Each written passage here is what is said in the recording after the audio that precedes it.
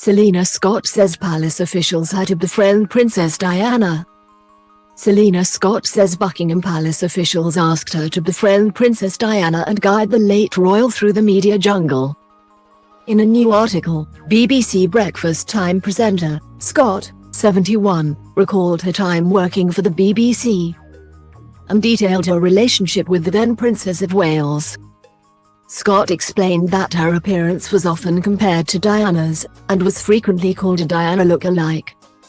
When she presented the BBC Breakfast show in 1983, aged 31.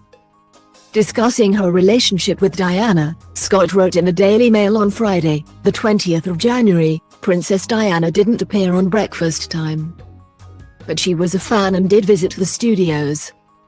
Once she said to me, "People say you look like me." It was just banter and she laughed. Scott claimed that she was asked by a senior royal official to help Diana handle the press attention she was facing.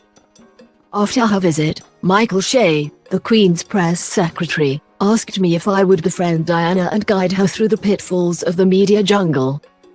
The Independent has contacted Buckingham Palace for comment. Scott continued in the article, he'd observed the torrid time I had with the press and that she, too, was going through, and thought my experience would be helpful to her. Explaining why she declined the palace's offer, Scott wrote that she had her hands full with her own life at the time. She continued, "Given I was also catnip for the paparazzi, I didn't think I was best placed to help her." In his new memoir, Spare, which came out on the 10th of January, Prince Harry has spoken out against the paparazzi's treatment of his mother leading up to her death.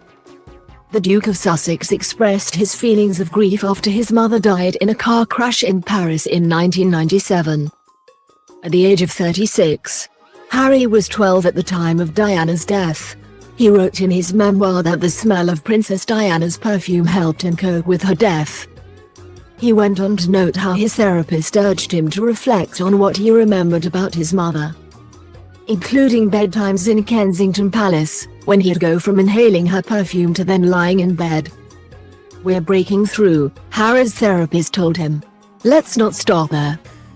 The royal then revealed that during one of his therapy sessions, he brought a bottle of Mummy's favorite perfume to the office, before explaining how he felt when smelling it.